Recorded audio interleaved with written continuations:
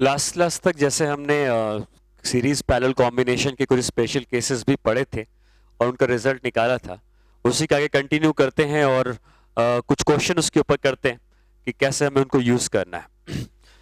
तो मान लेते हैं कि हमें एक सर्किट इस तरीके से दी है जिसमें कैपेसिटर्स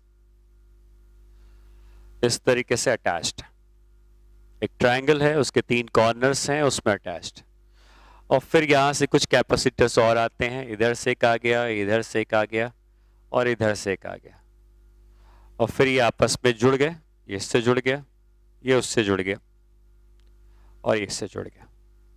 ठीक है, इस पॉइंट को हम ए कहते हैं, इस पॉइंट को बी कहते हैं, और हमें ए और बी के क्रॉस सीक्वेंस निकालना है सारे कैपेसिटर सीख के।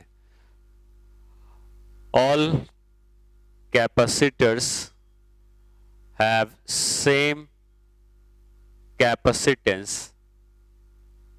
C, then find C equivalent between point A and B। A और B के बीच में C equivalent निकालना। तो तरीका ये है कि अगर हम A और B के बीच में C equivalent निकालना है तो हम सिमेट्री जैसे लास्ट क्लास में पढ़ रहे थे, इन दोनों पॉइंट के बीच में अगर हम एक ऐसी वर्टिकल प्लेन बना दें तो वर्टिकल प्लेन बनाने के बाद जो जो कैपेसिटर इस वर्टिकल प्लेन में वर्टिकली आ रहे होंगे उनको रिमूव किया जा सकता है, यही हमने सीखा था। तो अगर हमने कैसा वर्टिकल प्लेन बनाया तो लेफ्ट और राइट दोनों सिमेट्रिकल है, जैसा लेफ्ट में है वैसे ही राइट में है, तो we can remove this capacitor, जिसको मैंने रिमूविंग कैपेसिटर बनाया था, इसको रिमूव नहीं कर सकते। वर्टिकल प्लेन ऑफ सिमेट्री है तो वर्टिकल वाले ही रिमूव कर सकते हैं, हॉरिजॉन्टल वाले रिमूव नहीं होंगे। तो ये दोनों रिमूव हो गए, ये सॉरी एक अकेला रिमूव हो गया और सर्किट ऐसी बन गई। अब हमें निकालना है ए और बी के बीच में सी इक्विवेलेंट। तो देख सकते हो कि ये दोनों सीरीज में आ गए हैं, जो चार्ज इसमें जाएगा वही इसमें जाएगा, ये दोनों भी सीरीज में आ गए हैं, ये सीरीज वाला इसके संग पैरेलल हो जाएगा, फिर ये तीनों सीरीज में आ जाएंगे और ये सब आपस में पैरेलल हो जाएंगे। तो स्टेप बाय स्टेप अगर करते तो ये C/2 होता, इसके संग पैरेलल है 3C/2 होता, 3C/2 और ये C 3C/5 और ये C 3C/8। तो अंदर वाले का 3C/8 आता, बाहर वाले का C/2 आता और इसका C, ये तीनों पैरेलल में है। तो C इक्विवेलेंट को क्या कह सकते हैं, 3C/8 plus C/2 plus C। तो एलसीएम लेते तो अगर 8 एलसीएम आ जाता तो हम लिखते 3C plus 4C plus 8C/8।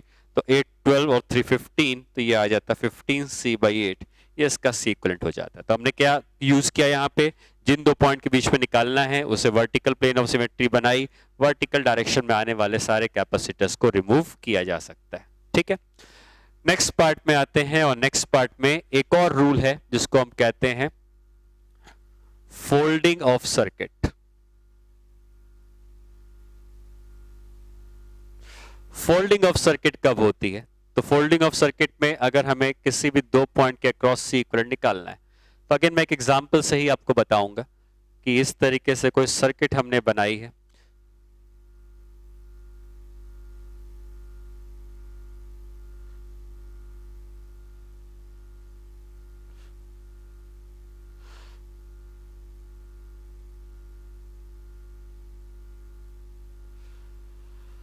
और इस सर्किट में फोल्डिंग ऑफ सर्किट का क्या मतलब है और कैसे लगाना है। अगर हमें इन दो के बीच में सी इक्विवेलेंट निकालना है, ए और बी के बीच में, तो हमने तो अभी तक ये सीखा कि ए और बी के बीच में निकालना है, वर्टिकल कट किया, अगर वर्टिकल में कोई कैपेसिटर होता वो हट जाता और वर्टिकल में जो जंक्शन होता वो ब्रेक हो जाता। ऑब्वियसली वो आप लगा सकते हो, लेकिन फोल्डिंग ऑफ सर्किट जब बताना चाह रहा हूं तो आपको जिन दो पॉइंट के क्रॉस इक्विवेलेंट निकालना है उन्हीं के अलोंग एक प्लेन कंसीडर करना है। तो हमारा जो प्लेन है अब ये है, ठीक है। हम लोग अभी तक वर्टिकल प्लेन मतलब ए और बी को बी से काटने वाला प्लेन यूज करते थे, और हमने अलोंग द ए बी एक प्लेन बना लिया। अब इस ए बी के अलोंग जो प्लेन बना है, क्या इसके जैसे ऊपर है वैसे ही नीचे है। आप देख सकते हो ऊपर की इमेज नीचे बनेगी, नीचे की इमेज ऊपर बनेगी, दोनों सेम है। तो अगर इस प्लेन के अबाउट सिमेट्री है तो हम क्या कर सकते हैं कि नीचे वाले को फोल्ड करके ऊपर ले जा सकते हैं, या ऊपर वाले को फोल्ड करके नीचे ला सकते हैं। इसको हम कहते हैं फोल्डिंग ऑफ सर्किट। तो अगर हम इस नीचे वाले को फोल्ड करके ऊपर ले जाएंगे तो ये वाला जो पॉइंट यहां पर है ये फोल्ड करके यहां पहुंच जाएगा, ये वाला पॉइंट जो यहां पर ये फोल्ड करके यहां पहुंच जाएगा, और ये पूरी सर्किट फोल्ड करके ऊपर पहुंच जाएगी। तो जब ये फोल्ड करके यहां पहुंचेगा तो क्या ये दोनों पैरेलल में आ जाएंगे? समझो, ये फोल्ड करके यहां पहुंच गया तो ये और ये आपस में पैरेलल में आ गए। जब ये फोल्ड करके यहां पहुंचा तो ये और ये भी आपस में पैरेलल में आ जाएंगे, क्योंकि ये ऐसे जुड़ा हुआ है, ये भी यहां पहुंच जाएगा तो ये और ये आपस में पैरेलल में हो जाएंगे।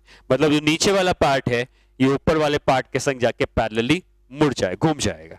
और अगर हम इस सर्किट को दोबारा बनाते तो सर्किट में जो चेंज आता उसके संग अगर सर्किट बनाई जाए तो सर्किट कुछ इस तरीके की बननी चाहिए, इसमें ये इधर है, ये इधर है, ये इधर आ गया, ये इधर बना देते हैं, ये इधर बना देते हैं। और हमने क्या सीखा कि ये वाला पार्ट फोल्ड करके यहां पहुंच गया, तो अगर ये C था और C इसके ऊपर पहुंच गया तो ये कितना हो गया 2C।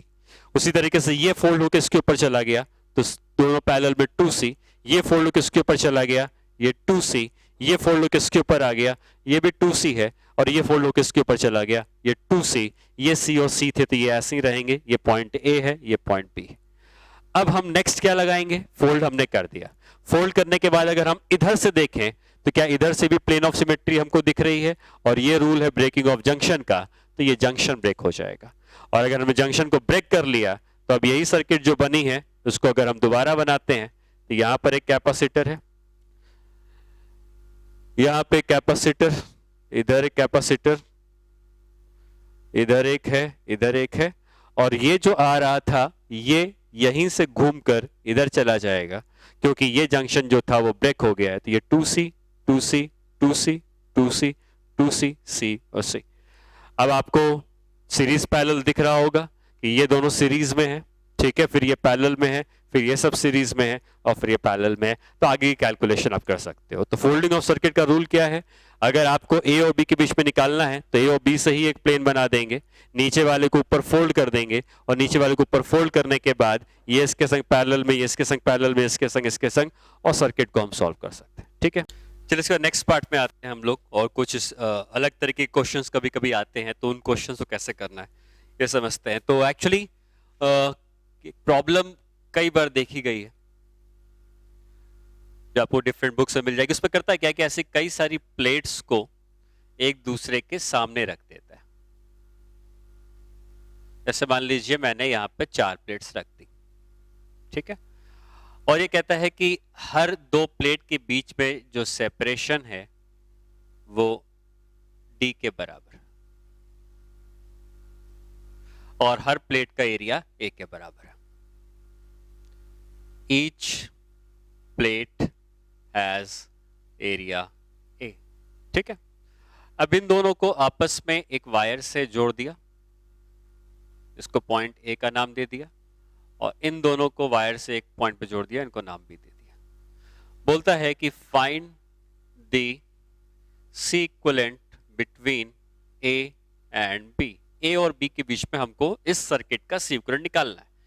तभी आपको ये कुछ सीरीज पैरेलल को समझ में नहीं आ रहा होगा कैसे है, तो उसका एक तरीका होता है जिसको हमें यूज करना है। सबसे पहली बात कि कैपेसिटर बनता कैसे है? जब प्लेट आमने सामने होती हैं तो वो कैपेसिटर बनाती हैं। तो कितनी जगहों पर प्लेट आमने सामने है इस डायग्राम में आप कह सकते हो कि एक जगह ये है, दूसरी जगह ये है, तीसरी जगह ये। तो सर्किट में 3 कैपेसिटर टोटल होने चाहिए, और अगर 2 कैपेसिटर का C इक्विवेलेंट हम तो कैपेसिटेंस की वैल्यू लिखते हैं तो उसका फॉर्मूला होता है epsilon naught A by D के बराबर, ठीक है। A जहां पर प्लेट का एरिया है और D उनके बीच का सेपरेशन है, तो हम कह सकते हैं कि ये एक कैपेसिटर है C का, ये दूसरा है C का, और ये तीसरा है C का। तो 3 कैपेसिटर हमारे सर्किट में होने चाहिए। आगे के डिस्कशन के लिए मैं इन प्लेट्स का नाम दे देता हूं 1 2 3 4, और अब हम इस सर्किट को दोबारा बनाएंगे। पॉइंट A से स्टार्ट करेंगे इधर, और इधर पॉइंट B होगा, तो इन दोनों के बीच में हमें सर्किट को बनाना है। पॉइंट A से हम कह सकते हैं कि फर्स्ट प्लेट कनेक्टेड है, तो पॉइंट A से ले जाकर हमने फर्स्ट प्लेट बना दी। फर्स्ट प्लेट A से कनेक्टेड है, और फर्स्ट के सामने 2 रखी है सेकंड प्लेट, तो फर्स्ट के सामने हमने सेकंड प्लेट को रख दिया, फर्स्ट के सामने सेकंड प्लेट को रख दिया। और सेकंड किससे कनेक्टेड है? B से, तो हम ले जाएंगे और सेकंड प्लेट को कनेक्ट कर देंगे B से, ठीक है। तो ये जो आमने सामने प्लेट्स थी इनसे एक कैपेसिटर बन गया, इसकी कैपेसिटी C के बराबर थी। अब देखिए सेकंड प्लेट के साथ 2 सरफेस हैं, सेकंड एक बार 1 के सामने भी है और सेकंड एक बार 3 के सामने भी है। तो सेकंड जो है इसके संग भी सी बना रही है, 1 के संग जो हमने यहां लिख दिया, और सेकंड प्लेट थर्ड के साथ भी सी बना रही है। तो सेकंड प्लेट जो है ये दोबारा बनाई जाएगी, और सेकंड प्लेट क्योंकि बी से कनेक्टेड थी तो बी से हमने सेकंड प्लेट को दोबारा बनाया है। क्यों बनाया है? क्योंकि सेकंड 2 बार कैपेसिटेंस बनाता है, इसके साथ भी और इसके साथ भी। और सेकंड के सामने अब हम रख देते हैं कौन सी प्लेट? Plate number third. और थर्ड किससे कनेक्टेड है? थर्ड जो है वो ए से कनेक्टेड है। ठीक, अब थर्ड भी 2 के संग तो बना ही रही है कैपेसिटेंस, थर्ड फोर्थ के संग भी बना रही है। तो थर्ड प्लेट क्योंकि ए से जुड़ी थी तो ए से जुड़ी हुई थर्ड प्लेट दोबारा बनाई जाएगी, और थर्ड के सामने इस बार हम फोर्थ प्लेट रख देंगे। और फोर्थ किससे कनेक्टेड है? बी से कनेक्टेड है। फोर्थ को बी से कनेक्ट कर दिया, ये सर्किट इसमें बदल चुकी है। और यहाँ पे 3 बार सी आए हैं, तीनों पैरेलल में हैं, तो आप कह सकते हो कि अगर पैरेलल है तो 3C हो जाएगा। और सी की वैल्यू कितनी थी? Epsilon not a upon D. इस तरीके से हमने इसकी कैपेसिटी की वैल्यू लिखी। नेक्स्ट प्रॉब्लम में आते हैं इसी कॉन्सेप्ट के ऊपर, और इसमें भी कुछ प्लेट्स हमको दी होंगी। तो मान लेते हैं कि हमको दी है 1 plate, 2 plate, 3 plate, 4 plate, 5 plate. 5 plate है मान लो। अब ये प्लेट जाके 6 प्लेट ले लेते हैं। ठीक है, अब ये वाली जो प्लेट है ये जाकर कनेक्टेड है पॉइंट ए से, और ये वाली जो प्लेट है ये कनेक्टेड है पॉइंट बी से। इसको हटा देते हैं, 5 ही देते हैं, पॉइंट बी से। और अगेन सारे सेपरेशन वही डी के बराबर हैं, सारे एरिया ए के बराबर हैं। तो कितने कैपेसिटर बनेंगे इसमें? आप कह सकते हो कि एक ये है, दूसरा ये है, तीसरा ये, चौथा, 4 टोटल कैपेसिटर सर्किट में होने चाहिए। और हर एक कैपेसिटर की वैल्यू सी के बराबर है, तो सी की वैल्यू होनी चाहिए epsilon not a upon D. अब काम क्या है कि हमें वो 4 कैपेसिटर सर्किट में कैसे जुड़े हैं इसको सिंप्लीफाई करना पड़ेगा। तो हम इन प्लेट्स का नाम दे देते हैं first plate, second plate, third plate, fourth plate, fifth plate. पहली और पांचवी प्लेट एक एक कैपेसिटर बनाएंगी, क्योंकि पहला दूसरा बन रहा होगा, पांचवा चौथा। लेकिन दूसरी प्लेट फर्स्ट के संग भी है, दूसरी प्लेट थर्ड के साथ भी है, तो ये 2 बार है। थर्ड प्लेट भी 2 बार है, फोर्थ प्लेट भी 2 बार है, और बाकी पहली और आखिरी प्लेट सिर्फ 1 बार है। तो अगर हम इस सर्किट को सिंप्लीफाई करते हैं तो हमें सर्किट बनानी है किसके बीच में? पॉइंट ए और पॉइंट बी के बीच में। तो पॉइंट ए इधर हो गया, पॉइंट बी इधर हो गया। एक एक करके प्लेट्स को कंसीडर करेंगे।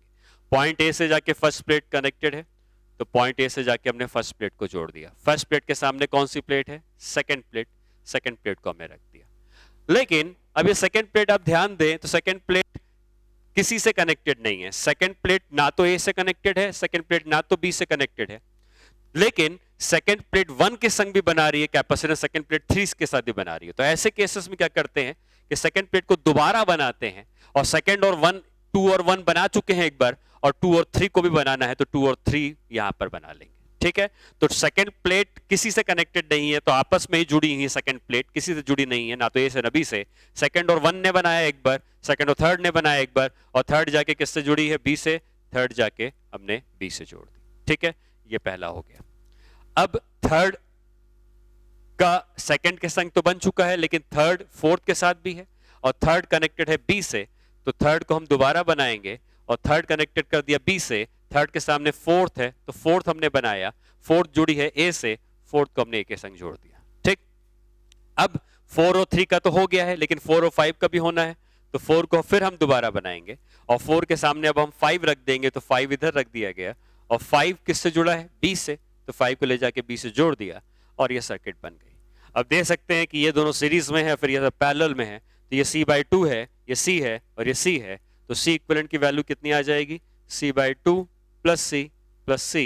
ये 2 2 4 5 C/2, ये इसकी कैपेसिटेंस की वैल्यू हो जाएगी। ठीक है, तो इस तरीके से आप प्लेट्स के नाम दो, कितने कैपेसिटर हैं वो कंसीडर कर लो। 4 हैं, आप देख सकते हो, फाइनली 4 ही बनेंगे।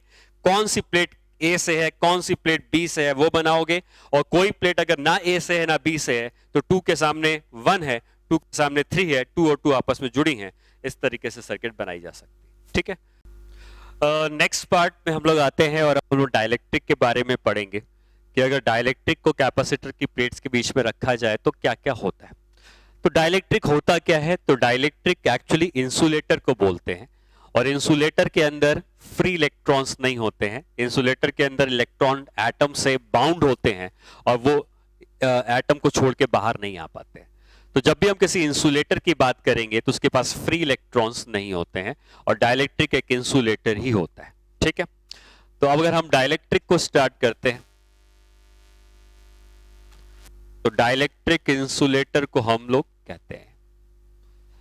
अब आगे आप समझिए, क्योंकि इंसुलेटर के पास कोई भी फ्री इलेक्ट्रॉन नहीं होता है, तो हम अगर जैसे कंडक्टर के पास फ्री इलेक्ट्रॉन्स होते थे, अगर आप कंडक्टर को इलेक्ट्रिक फील्ड में रख देते थे, जो हमने इलेक्ट्रोस्टैटिक्स में पढ़ा था, तो कंडक्टर की सरफेस में चार्जेस इंड्यूस हो जाते थे, और वो चार्जेस इंड्यूस होकर अंदर की अपनी इलेक्ट्रिक फील्ड बनाते थे, जो कि बाहर की इलेक्ट्रिक फील्ड को कैंसिल कर देती थी, और फाइनली कंडक्टर के अंदर कोई इलेक्ट्रिक फील्ड नहीं बनती थी। कंडक्टर के अंदर फाइनली इलेक्ट्रिक फील्ड जीरो होती थी, जो हमने इलेक्ट्रोस्टैटिक्स में पढ़ा। इंसुलेटर के अंदर फ्री इलेक्ट्रॉन्स नहीं है, जो कि इलेक्ट्रॉन जाकर इंड्यूस कर दें और इलेक्ट्रिक फील्ड को कैंसिल कर दें। तो आप जब भी किसी डाइलेक्ट्रिक को इलेक्ट्रिक फील्ड के अंदर रखते हैं, तो उसके अंदर इलेक्ट्रिक फील्ड की वैल्यू कुछ ना कुछ होती है। अब आप इस बात को समझें कि अगर हमारे पास एक एटम है, तो उसका सारा चार्ज उसके न्यूक्लियस में होता है, तो पॉजिटिव चार्ज डेंसिटी उसके न्यूक्लियस में है, और इलेक्ट्रॉन के जो क्लाउड्स हैं वो उसके सराउंडिंग में होते हैं। ठीक है, तो सराउंडिंग में नेगेटिव चार्ज होता है। अब अगर इस एटम को हम एक इलेक्ट्रिक फील्ड के अंदर रख देते हैं, एक्सटर्नल इलेक्ट्रिक फील्ड के अंदर रख देते हैं, तो ये एक्सटर्नल इलेक्ट्रिक फील्ड इन इलेक्ट्रॉन्स को लेफ्ट की तरफ फोर्स लगाएगी, क्योंकि नेगेटिव चार्ज में फोर्स इलेक्ट्रिक फील्ड के अपोजिट लगता है, और जो पॉजिटिव चार्ज है उसमें फोर्स राइट में लगता है। तो ये एटम जो होता है ये पोलराइज हो जाता है। पोलराइज होने का मतलब जो नेगेटिवली चार्ज इलेक्ट्रॉन क्लाउड की डेंसिटी है वो लेफ्ट में शिफ्ट हो जाती है, और जो पॉजिटिव चार्ज न्यूक्लियस की चार्ज डेंसिटी है पॉजिटिव वाला, वो राइट में चला जाता है, और एटम का जो शेप पहले स्फेरिकल था वो ओवल शेप में चेंज हो जाता है। यहाँ पे नेगेटिव चार्ज है, यहाँ पॉजिटिव चार्ज है, ये दोनों चार्ज एक दूसरे से सेपरेट हो जाते हैं, और सेपरेट होने के बाद ये एक डाइपोल की तरह एक्ट करते हैं। डाइपोल होता क्या था, जब नेगेटिव और बराबर पॉजिटिव चार्ज एक दूसरे से कुछ स्मॉल डिस्टेंस पे सेपरेट होता है, और ये डिस्टेंस बहुत छोटा है क्योंकि एटम के अंदर का ही है, तो ये एक डाइपोल का काम करता है। ठीक है, अब इनके इस तरीके से बिहेव करने से, नेगेटिव और पॉजिटिव चार्ज के बिहेव करने से यहाँ पे एक डाइपोल का फॉर्मेशन हो जाता है। ठीक है, आप लोग केमिस्ट्री में पढ़ते हैं फैजान्स रूल, उसमें ये सीखते हैं कि कोई भी कैटायन जब आता है तो वो दूसरे एटम को पोलराइज कर देता है। कितना पोलराइज होता है उसके ऊपर उसका आयोनिक कैरेक्टर डिपेंड करता है। आयोनिक और कोवेलेंट कैरेक्टर आप डिफाइन करते हो कि कितना परसेंट आयोनिक है, कितना परसेंट कोवेलेंट है। तो कहीं ना कहीं वो कैटायन जो आ रहा था वो एक एक्सटर्नल इलेक्ट्रिक फील्ड लेके आ रहा था जो एटम को पोलराइज कर रहा था। फिजिक्स में जहां तक बात है तो हम सिर्फ इतना बात समझते हैं कि एटम पोलराइज हो चुका है और उसकी नेगेटिव और पॉजिटिव चार्ज डेंसिटी इस तरीके से शिफ्ट हो चुकी है। अब अगर हम एक डाइलेक्ट्रिक को लेते हैं और डाइलेक्ट्रिक के अंदर कई सारे एटम्स होंगे, अभी हमने एक सिंगल एटम की बात करी, लेकिन डाइलेक्ट्रिक के अंदर कई सारे एटम्स होंगे, और अगर हमने इसको किसी एक्सटर्नल इलेक्ट्रिक फील्ड में रख दिया है, ये एक्सटर्नल इलेक्ट्रिक फील्ड है जो इसके अंदर से होके जा रही होगी ई नॉट की, मान लो, ठीक है, ये एक्सटर्नल इलेक्ट्रिक फील्ड है, तो इसके अंदर के जो एटम्स होंगे वो पोलराइज हो जाएंगे, और जितने भी एटम्स होंगे वो सब इस तरीके से पोलराइज हो जाएंगे। और अगर इसके अंदर के सारे एटम्स पोलराइज हो गए हैं तो यहां नेगेटिव पॉजिटिव इस तरीके से चार्ज डेंसिटीज बन जाएंगी। तो आप ये कह सकते हैं कि जब ये एटम पोलराइज हो गया है तो ऐसे सारे एटम जितने भी हैं सब एटम पोलराइज हो चुके होंगे। जो बीच के पॉजिटिव नेगेटिव हैं ये आपस में एक दूसरे को ऑलमोस्ट कैंसिल करेंगे, जैसे ये पॉजिटिव नेगेटिव के संग कैंसिल, ये पॉजिटिव नेगेटिव कैंसिल, ये पॉजिटिव नेगेटिव कैंसिल, तो बीच वाले कैंसिल हो जाएंगे। लेकिन जो किनारे वाला है इसको कोई कैंसिल करने के लिए नहीं बचेगा, तो यहां पर एक नेट नेगेटिव चार्ज आ जाएगा, और यहां पे पॉजिटिव होने से यहां पे नेट पॉजिटिव चार्ज डेवलप हो जाएगा। तो डाइलेक्ट्रिक की सरफेस में यहां पर एक माइनस QP का पोलराइज चार्ज आ जाएगा, यहां प्लस QP का, P का मतलब पोलराइज होने की वजह से आया है, तो यहां पे प्लस QP का पोलराइज चार्ज आ गया इस सरफेस में, माइनस QP का इस सरफेस में, बीच के चार्जेस आपस में कैंसिल आउट हो जाएंगे। और ये जो चार्जेस बने हैं ये अपने अंदर एक इंटरनल इलेक्ट्रिक फील्ड प्रोड्यूस करेंगे, जिसको मैंने मान लो E का नाम दिया है। ठीक है, ये इंटरनल इलेक्ट्रिक फील्ड है जो कि इन पोलराइज चार्जेस ने मिलकर प्रोड्यूस करी होगी। अगर मैं इस इंटरनल इलेक्ट्रिक फील्ड को E इंटरनल कहता हूं, E नॉट जो था वो E एक्सटर्नल था, तो E नॉट ऑब्वियसली इसके अंदर से भी इलेक्ट्रिक फील्ड है तो इसके अंदर से भी जा रही होगी। ये E नॉट जो है ये ई एक्सटर्नल की इलेक्ट्रिक फील्ड थी, लेकिन ये जो चार्जेस पोलराइज हुए हैं ये इस इंटरनल इलेक्ट्रिक फील्ड के प्रोड्यूस करने से एक्सटर्नल को अपोज करेंगे, और अब इसके अंदर जो फील्ड बचेगी ये फील्ड रिमेनिंग फील्ड होगी, इसको हम नाम देते हैं ई, जिसको हम कहेंगे रिमेनिंग इलेक्ट्रिक फील्ड। इतनी इलेक्ट्रिक फील्ड इसके अंदर बच जाएगी। तो क्या ये कहा जा सकता है कि इसके अंदर जो इलेक्ट्रिक फील्ड बची है ई, ये ई नॉट माइनस ई इंटरनल के बराबर है। ठीक है, ई नॉट एक्सटर्नल था, ई इंटरनल था, ई नॉट माइनस ई इंटरनल, या ई इंटरनल की जगह मैं इसको ईपी लिख देता हूं क्योंकि पोलराइज चार्जेस की वजह से आई है, तो ई नॉट माइनस ईपी ये इसके अंदर की रिमेनिंग इलेक्ट्रिक फील्ड होगी। ठीक, अच्छा, दूसरी बात यह है कि कोई भी जो डाइलेक्ट्रिक हम लेते हैं उसका एक डाई इलेक्ट्रिक कांस्टेंट डिफाइन किया जाता है। ये डाइलेक्ट्रिक कांस्टेंट किसी भी डाइलेक्ट्रिक का कांस्टेंट होता है, इसको भी सिंबल के से ही हम लिखते थे। ठीक है, हालांकि के हम लोग 1/4 पाई एप्सिलॉन नॉट को लिखते थे कूलम्ब्स लॉ में, लेकिन ये भी के से ही लिखा जाएगा। और डाइलेक्ट्रिक कांस्टेंट होता है कि जितनी इलेक्ट्रिक फील्ड हमने एक्सटर्नल अप्लाई करी थी, मतलब जो ई नॉट एक्सटर्नल इलेक्ट्रिक फील्ड थी, डिवाइडेड बाई जो इलेक्ट्रिक फील्ड इसके अंदर बच गई है रिमेनिंग इलेक्ट्रिक फील्ड, इसका जो रेशियो होता है इसको हम कहते हैं डाइलेक्ट्रिक कांस्टेंट। तो डाइलेक्ट्रिक कांस्टेंट क्या हो जाएगा?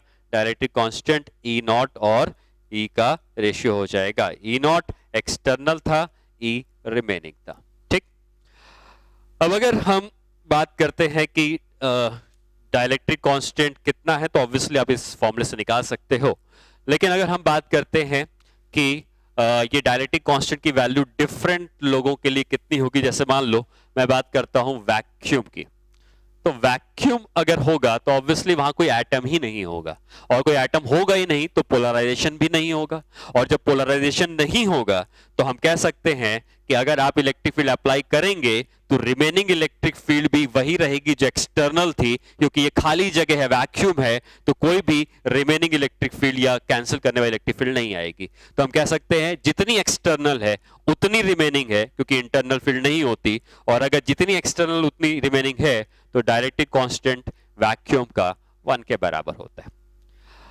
बात करते हैं कंडक्टर की, तो कंडक्टर जो होते हैं इनका डाइलेक्ट्रिक कांस्टेंट कितना होगा अगर निकालना हो, तो कंडक्टर एक ऐसी चीज है जिसको आप एक्सटर्नल इलेक्ट्रिक फील्ड के अंदर रखते हो, तो जो रिमेनिंग इलेक्ट्रिक फील्ड होती है कंडक्टर में वो कितनी हो जाती है? 0 हो जाती है। कोई कंडक्टर के अंदर नेट इलेक्ट्रिक फील्ड हमेशा 0 बचती है, और अगर नेट इलेक्ट्रिक फील्ड 0 बचती है तो के कितना हो जाएगा कंडक्टर का? के हो जाएगा इसका इनफाइनाइट। और बाकी जो इंसुलेटर होते हैं इनका डाइलेक्ट्रिक कांस्टेंट कितना हो जाएगा? ये डाइलेक्ट्रिक कांस्टेंट 1 से बड़ा होगा, लेकिन डाइलेक्ट्रिक कांस्टेंट इन्फिनिटी से छोटा होगा, क्योंकि इन्फिनिटी सिर्फ कंडक्टर के लिए हो सकता है। तो जितने भी इंसुलेटर हैं उनका डाइलेक्ट्रिक कांस्टेंट 1 से इन्फिनिटी के बीच में ही लाई करता है। ठीक है, अब ये जो हमने डाइलेक्ट्रिक लिया है इसको अगर हम कैपेसिटर की प्लेट के बीच में इंसर्ट कर दें तो ये ले सकते हैं heading dielectric between plates of capacitor, dielectric between plates of capacitor. तो अगर हमारे पास दो प्लेट्स हैं और हम इन दो प्लेट के बीच में डाइलेक्ट्रिक को इंसर्ट करते हैं,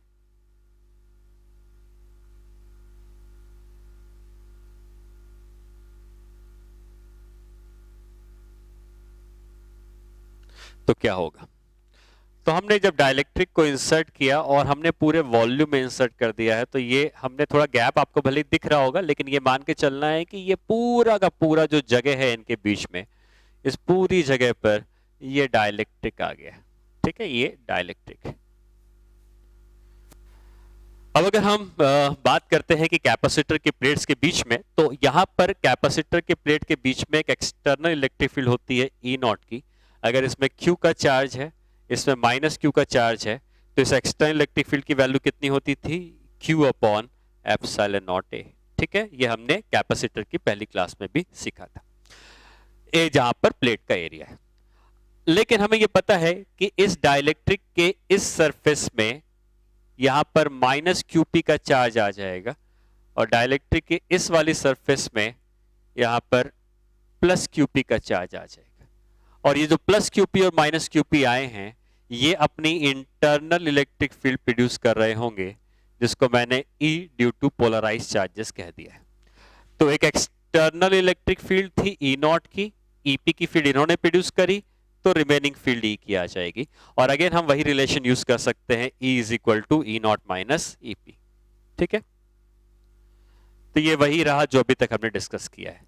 अब यहां पे E नॉट की वैल्यू क्या है? E नॉट जो है ये Q और माइनस Q ने प्रोड्यूस किया था, तो Q upon epsilon not day लिख दोगे। और EP किसने बनाया है? EP बनाया है ये वाला QP और ये वाला माइनस QP।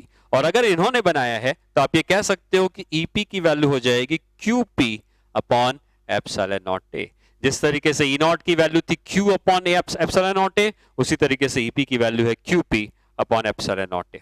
ठीक है, अब अगर हम इन दोनों इलेक्ट्रिक फील्ड को यहां पर रख देते हैं, ठीक है, अगर हम दोनों इलेक्ट्रिक फील्ड को यहां पर रख देते हैं तो E नॉट की वैल्यू है, E की वैल्यू कितनी है? E की वैल्यू, अच्छा E की वैल्यू हमने एक और ये रिलेशन तो था ही, एक और रिलेशन पढ़ा था, dielectric constant is equal to E naught by. दो रिलेशन हमने अभी तक पढ़े थे, जो अभी तक डिस्कशन हुआ था। तो यहां से E की वैल्यू क्या लिख सकते हैं? E की वैल्यू को यहां पुट कर देंगे तो ये बन जाएगा E नॉट बाई के। E नॉट की वैल्यू पुट कर देंगे तो ये आएगा Q upon epsilon naught A, और EP की वैल्यू पुट कर देंगे तो आएगा QP upon epsilon naught A। इसको अगर हम रीअरेंज करके सॉल्व करते हैं तो QP की वैल्यू हो जाएगी Q times of 1 minus 1 by के। ये पोलराइज चार्ज की वैल्यू है। अगर आपको इंसुलेटर का डाइलेक्ट्रिक कांस्टेंट पता है, आप डाइलेक्ट्रिक कांस्टेंट की वैल्यू पुट करोगे और आपको पोलराइज चार्ज की वैल्यू मिल जाती है। ठीक है, दूसरा आता है कि ये डाइलेक्ट्रिक को इंसर्ट करने से इसकी कैपेसिटी में क्या फर्क पड़ा, क्योंकि कैपेसिटेंस की हर एक कैपेसिटेंस की एक कैपेसिटी होती है एनर्जी स्टोर करने की या चार्ज स्टोर करने की। तो अगर हम बात करते हैं कि कैपेसिटेंस कितना हो गया, तो आपको यह पता होना चाहिए कि हमने कैपेसिटेंस निकाला कैसे था। ये जो E है यही रिमेनिंग इलेक्ट्रिक फील्ड है, ये एक्सटर्नल था, ये इंटरनल आया, बची इतनी। और अगर इनके बीच का सेपरेशन D का है तो क्या हम potential difference between the plates कैसे निकालते हैं? दो पॉइंट के बीच का पोटेंशियल डिफरेंस। अगर E की इलेक्ट्रिक फील्ड D का डिस्टेंस चलती है तो इनके बीच का potential difference E into D से निकाला जा सकता है। और E कितना है? यही है जो बचा हुआ है, तो हम लिख सकते हैं potential difference is equal to E into D. अभी इलेक्ट्रिक फील्ड E है कितनी? इलेक्ट्रिक फील्ड E की वैल्यू को हम यहां से अगर हम पुट करते हैं तो इलेक्ट्रिक फील्ड E की वैल्यू E नॉट बाई के लिख सकते हैं, तो लिख देंगे E naught by K into D. और E नॉट कितना है? E नॉट है Q upon epsilon naught A, तो ये हो जाएगा Q upon epsilon naught A into के इंटू डी। तो Q को लिख सकते हैं K epsilon naught A upon D into V। ठीक, बाय डेफिनेशन हमको पता है कि किसी भी कैपेसिटेंस के लिए Q is equal to CV होता है, और कंपेयर करेंगे तो इसका कैपेसिटेंस हो जाएगा K times of epsilon naught A upon D। मतलब क्या हुआ? रिजल्ट क्या आया? रिजल्ट ये आया कि जब तक कैपेसिटर की प्लेट के बीच में खाली जगह थी, वैक्यूम होता था, तो उस समय तक उसका कैपेसिटेंस सिर्फ इतना होता था, epsilon naught A upon D। लेकिन अगर आपने डाइलेक्ट्रिक को भी डाल दिया है तो नया कैपेसिटेंस जो आएगा वो K से मल्टीप्लाई हो जाएगा, और नए कैपेसिटेंस की वैल्यू हो जाएगी अब K times of epsilon naught A upon D। मतलब आप किसी भी कैपेसिटर की प्लेट के बीच में डाइलेक्ट्रिक को डालते हो तो कैपेसिटेंस उसका K से मल्टीप्लाई हो जाता है, या कैपेसिटेंस उसका बढ़ जाता है। अगर हमने इसको कंडक्टर डाला होता तो कंडक्टर का इनफाइनाइट होता, तो हम कह सकते थे किसी कैपेसिटी इनफाइनाइट हो गई। इनफाइनाइट कैपेसिटी का कुछ मतलब नहीं होता है, इनफाइनाइट कैपेसिटेंस का कोई मतलब नहीं होता है, और उसका कोई हम सर्किट में यूज भी नहीं कर सकते हैं। तो यूज तब तक होगा जब तक ये K इंफिनिटी से छोटा होगा, 1 से बड़ा होगा, तो ये एक इंसुलेटर होना चाहिए जो इस कैपेसिटेंस की कैपेसिटी को बढ़ा देता है। ठीक है, तो इस तरीके से आप ये समझ सकते हैं कि अगर हमने डाइलेक्ट्रिक को इंसर्ट किया तो उसकी कैपेसिटेंस की वैल्यू K से मल्टीप्लाई होके आ जाती है। अब अगर हम इस कैपेसिटर के प्लेट के बीच में जो डाइलेक्ट्रिक इंसर्ट कर रहे हैं, उसके इंसर्ट करने से और कौन कौन सी चीजें हैं और उनमें क्या क्या फर्क आते हैं, ये भी हम समझते हैं। तो यहां पे हम दो डिफरेंट केसेस कंसीडर करेंगे, और दो डिफरेंट केसेस में हम एक केस कंसीडर करेंगे बैटरी कनेक्टेड है और तब हम डाइलेक्ट्रिक को डाल रहे हैं, और दूसरे केस में बैटरी डिस्कनेक्टेड है तब हम डाइलेक्ट्रिक को डाल रहे हैं। तो हम इस कैपेसिटर की प्लेट के बीच में डाइलेक्ट्रिक को इंसर्ट कर रहे हैं और डाइलेक्ट्रिक इंसर्ट हो रही है बैटरी के कनेक्ट रहते रहते। अगर बैटरी कनेक्टेड रहती है तो आपको यह पता है कि चार्ज जो होता है वो चेंज हो सकता है, लेकिन बैटरी का पोटेंशियल अगर V है तो ये हमेशा V का पोटेंशियल मेंटेन करेगा। तो इनिशियल और फाइनल में क्या क्या चेंजेस आ गए हैं? तो इनिशियल जब डाइलेक्ट्रिक नहीं था और फाइनली जब डाइलेक्ट्रिक आ गया है तो C जो होता है ये तो हमको पता है कि K से मल्टीप्लाई हो जाता है। तो कैपेसिटेंस अगर पहले C था तो अब KC हो जाएगा। अगर इसके पास वोल्टेज V था तो वोल्टेज सेम रहेगा, क्योंकि बैटरी कनेक्टेड है तो वोल्टेज चेंज नहीं होने देगा। और Q की अगर हम बात करते हैं तो Q होता है CV। अब नया Q होगा नया KC इंटू V। तो आप कह सकते हो पहले CV था अब KCV है, मतलब पहले अगर Q का चार्ज था तो अब जो चार्ज आएगा वो KQ के बराबर हो जाएगा। तो कैपेसिटर की प्लेट का चार्ज बदल चुका है, अब ये चार्ज Q ना होके KQ के बराबर हो जाएगा। फिर आता है next electric field. Electric field की वैल्यू E नॉट के बराबर थी और इलेक्ट्रिक फील्ड की वैल्यू अभी भी E नॉट के ही बराबर रहेगी। आप ये कहोगे कि हमने तो यही सीखा है कि जैसे ही आप डाइलेक्ट्रिक को डालते हो इलेक्ट्रिक फील्ड की value E naught by K हो जाती है। हमने यही सीखा अभी तक, लेकिन यहाँ पे थोड़ा सा एक कैच है जो आपको समझना पड़ेगा। वो ये है कि कैपेसिटर की प्लेट के में पहले Q और माइनस Q के चार्ज होते थे, उससे इलेक्ट्रिक फील्ड आती थी। अब कैपेसिटर की प्लेट में KQ और माइनस KQ के चार्ज होंगे तो फील्ड K से ऑलरेडी मल्टीप्लाई हो गई है, और जब डाइलेक्ट्रिक को डाल देंगे तो वो फील्ड को वापस K से डिवाइड करना पड़ेगा, क्योंकि जो भी एक्सटर्नल इलेक्ट्रिक फील्ड थी उसको K से डिवाइड करना है, और एक्सटर्नल इलेक्ट्रिक फील्ड अब ऑलरेडी K से मल्टीप्लाई हो चुकी है, क्योंकि एक्सटर्नल इलेक्ट्रिक फील्ड प्रोड्यूस किसने की थी? ये Q और माइनस Q के चार्ज दिख रहे हैं, ये एक्सटर्नल प्रोड्यूस कर रहे थे। जैसे ही डाइलेक्ट्रिक आएगा ये चार्जेस K से मल्टीप्लाई हो गए हैं तो इलेक्ट्रिक फील्ड भी K से मल्टीप्लाई हो जाएगी, और डाइलेक्ट्रिक के अंदर जब हम वहां फील्ड निकालते हैं तो K से डिवाइड करके निकालते हैं, external field divided by K, तो K वापस डिवाइड हो जाएगा और इलेक्ट्रिक फील्ड सेम रहेगी। ठीक है, तो जब बैटरी कनेक्टेड रहती है तो इलेक्ट्रिक फील्ड में कोई चेंज नहीं आता है। आप दूसरा इस तरीके से भी समझ सकते हो कि अगर पोटेंशियल डिफरेंस हम लेते हैं तो हमको पता है कि प्लेट्स के बीच का पोटेंशियल डिफरेंस हम लिखते हैं, potential difference between the plates is equal to electric field into distance between the plates. Distance between the plates नहीं बदला, पोटेंशियल डिफरेंस भी नहीं बदला, क्योंकि बैटरी कनेक्टेड रही, तो V नहीं बदला, D नहीं बदला, तो E भी नहीं बदलता है और इलेक्ट्रिक फील्ड सेम रहती है। ठीक, दूसरा पॉइंट आ जाता है, नेक्स्ट पॉइंट, कि एनर्जी में क्या फर्क पड़ा। तो कैपेसिटर की एनर्जी का फॉर्मूला होता है हाफ CV स्क्वायर। V नहीं बदला, C K से मल्टीप्लाई हो गया है, तो एनर्जी भी K से मल्टीप्लाई हो जाएगी और एनर्जी KU के बराबर हो जाएगी। ठीक है, force of attraction between the plates. Force of attraction का क्या फॉर्मूला था? फोर्स ऑफ अट्रैक्शन का फॉर्मूला था Q square upon 2A epsilon not, ये फॉर्मूला था। तो आप फोर्स ऑफ अट्रैक्शन में इस बात को समझे कि ये जो Q था ये अब K से मल्टीप्लाई हो गया है। ठीक है, Q K से मल्टीप्लाई हो गया है, और लेकिन इस फॉर्मूले की बजाय आप इस बात को समझे कि फोर्स आता कैसे था। फोर्स आता था कि इसने कितनी इलेक्ट्रिक फील्ड प्रोड्यूस करी थी और उस इलेक्ट्रिक फील्ड में नेगेटिव चार्ज रखा था। तो इलेक्ट्रिक फील्ड जो उसने प्रोड्यूस की थी उसमें कोई चेंज नहीं आया, इलेक्ट्रिक फील्ड की वैल्यू सेम रही जैसा हमने सीखा, लेकिन जो चार्ज था वो चार्ज जो इस प्लेट पे था वो K से मल्टीप्लाई हो गया है, तो फोर्स भी K से मल्टीप्लाई हो जाएगा और फोर्स की वैल्यू K इंटू F के बराबर आ जाएगी। ठीक है, तो इस तरीके से हमने इनिशियल और फाइनल कंडीशन डिस्कस करी अगर बैटरी में कनेक्टेड होती है सर्किट से और डाइलेक्ट्रिक इंसर्ट करते हैं। वही अगर हम दूसरा केस कंसीडर करते हैं जहां पे बैटरी डिसकनेक्टेड है और तब हम डाइलेक्ट्रिक को इंसर्ट करते हैं, तो बैटरी डिसकनेक्टेड होते हुए डाइलेक्ट्रिक को इंसर्ट करना है। तो जब बैटरी है ही नहीं तो आप ये कह सकते हो कि कैपेसिटर की प्लेट के बीच में, कैपेसिटर की प्लेट में जितना भी चार्ज रहेगा वो चेंज हो ही नहीं सकता, क्योंकि जब बैटरी ही नहीं है तो चार्ज को चेंज करवाना पॉसिबल नहीं है। तो बैटरी के ना होने से चार्ज सेम रहेगा, और चार्ज अगर सेम रहेगा तो यहाँ पे हम इनिशियल और फाइनल कंडीशंस की अगर हम बात करते हैं तो हम कह सकते हैं कि इनिशियली चार्ज अगर C था तो C तो KC हो जाएगा, कैपेसिटेंस K से मल्टीप्लाई हो जाता है हमेशा। चार्ज अगर Q था तो चार्ज में कोई चेंज नहीं आएगा, क्योंकि बैटरी नहीं है जो चार्ज को बदल पाए, लेकिन पोटेंशियल डिफरेंस बदल जाएगा। कैसे बदलेगा? Q होता है CV, अगर Q होता है C इंटू V, तो V को हम लिख सकते हैं Q बाई C। पहला potential difference Q by C था, बाद का potential difference Q by KC हो गया, तो C क्योंकि K से मल्टीप्लाई हो गया है, तो पोटेंशियल डिफरेंस भी K से डिवाइड हो गया है। ठीक है, क्योंकि यहां पे आप देख सकते हैं कि C K से मल्टीप्लाई हो गया है, तो K से मल्टीप्लाई होने का पोटेंशियल डिफरेंस K से डिवाइड हो जाएगा। नेक्स्ट हम आते हैं इलेक्ट्रिक फील्ड में। इलेक्ट्रिक फील्ड यहाँ पे E नॉट बाई के हो जाती है, क्योंकि कोई बैटरी कनेक्टेड नहीं है।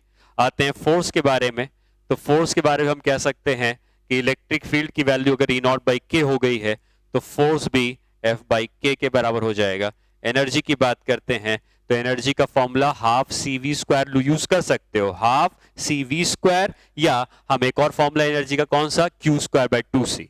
तो Q square by 2C initial, Q square by 2KC, तो आप कह सकते हो कि के डिनोमिनेटर में आएगा और एनर्जी के से डिवाइड हो जाएगी। ये रिजल्ट्स आपको याद रखने हैं, जिससे आप डायरेक्टली इनके ऊपर क्वेश्चंस आएंगे तो रिजल्ट लिख सकते हो। यहाँ पे आप देख सकते हो कि हर जगह पर डिवीजन ही हुआ है सी को छोड़कर, और वहां पे हर जगह पे मल्टीप्लीकेशन होता था के से, हर जगह पे नहीं होता था। जैसे यहाँ पे चार्ज कांस्टेंट रहता था, बाकी सब चीजें डिवाइड हो गई हैं, वहां पे वी कांस्टेंट रहता था, बाकी सारी चीजें के से मल्टीप्लाई हो गई थी। ठीक है, ये जो हमने डायलेक्ट्रिक को इंसर्ट किया था अभी तक, तो पूरे वॉल्यूम में डायलेक्ट्रिक इंसर्टेड थी, और कैपेसिटेंस जो था वो सी से बढ़कर केसी हो गया था। बाकी मैंने आपको बताया कि बैटरी कनेक्टेड और डिसकनेक्टेड में क्या क्या चेंजेस आते हैं, वो भी हमने सीखा। अब अगर हम डायलेक्ट्रिक को इंसर्ट तो कर रहे हैं लेकिन पूरे वॉल्यूम में नहीं कर रहे हैं, तब क्या चेंजेस आते हैं उसको देखते हैं। तो अगर हमारे पास दो प्लेट्स हैं और हमने डाइलेक्ट्रिक को इंसर्ट किया लेकिन पूरे वॉल्यूम में नहीं किया, हमने सिर्फ इतना हिस्सा मान लेते हैं डाइलेक्ट्रिक का इंसर्ट किया है, और ये प्लेट। तो आप ये कह सकते हो कि अगर आपने डाइलेक्ट्रिक का इतना हिस्सा ही इंसर्ट किया है, तो यहां पे इलेक्ट्रिक फील्ड ई नॉट की होती, तो डाइलेक्ट्रिक के अंदर electric field E naught by के की हो जाती और ये ई नॉट होती। डाइलेक्ट्रिक के अंदर electric field E naught by के की हो जाती है, बैटरी डिस्कनेक्टेड रहती है, तो ये हम ऑलरेडी सीख चुके हैं। अब अगर ये जो थिकनेस है वो टी की है, तो हम कह सकते हैं कि ये एक थिकनेस होगी, ये थिकनेस होगी, दोनों मिलाकर जो थिकनेस होगी ये d माइनस टी की लिख सकते हैं। टोटल थिकनेस जो है, टोटल जो सेपरेशन है वो d का है, तो इन दोनों का जोड़ d माइनस टी का होगा। जब हम इनके बीच में पोटेंशियल डिफरेंस निकाल रहे हैं, तो पोटेंशियल डिफरेंस होता है किसी भी दो पॉइंट के बीच में, जैसे यहां से यहां तक आएंगे तो ई नॉट इंटू इतनी थिकनेस, फिर ये आएंगे तो ई नॉट इंटू इतनी थिकनेस, फिर यहाँ आएंगे तो ई नॉट इंटू इतनी थिकनेस।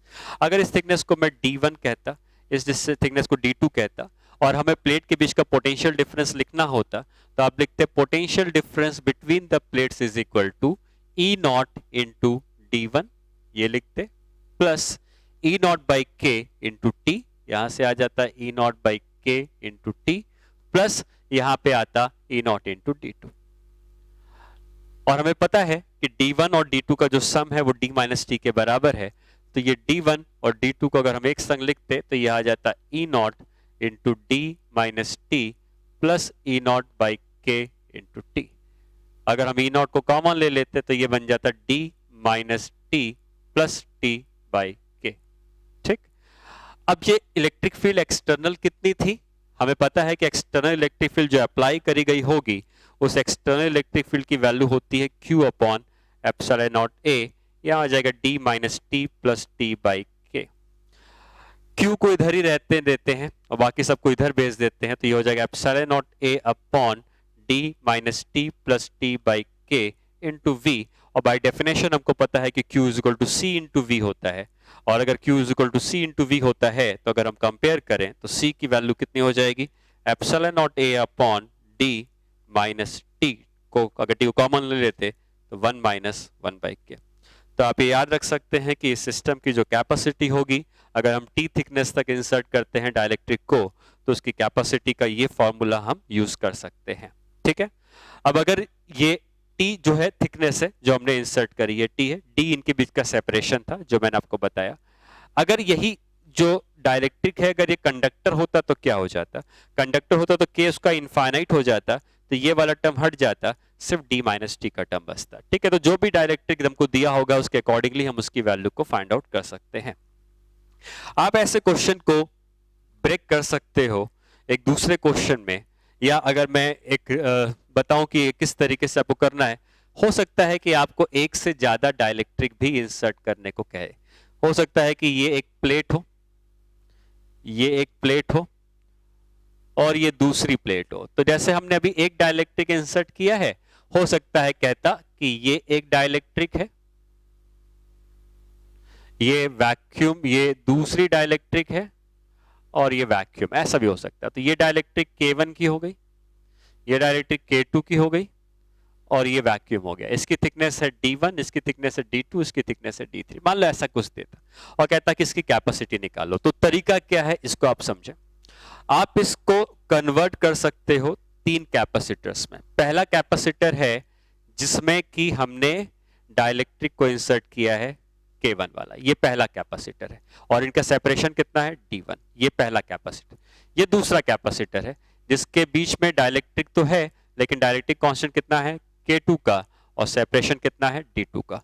और ये तीसरा पार्ट आएगा वैक्यूम का जो बिना डाइलेक्ट्रिक का होगा और इसके बीच का सेपरेशन D3 का है। तो आप इसको तीन कैपेसिटर में ब्रेक कर सकते हैं और तीन कैपेसिटर में ब्रेक करने के बाद ये तीन कैपेसिटर सीरीज में रखे हैं ऐसे माने जाएंगे।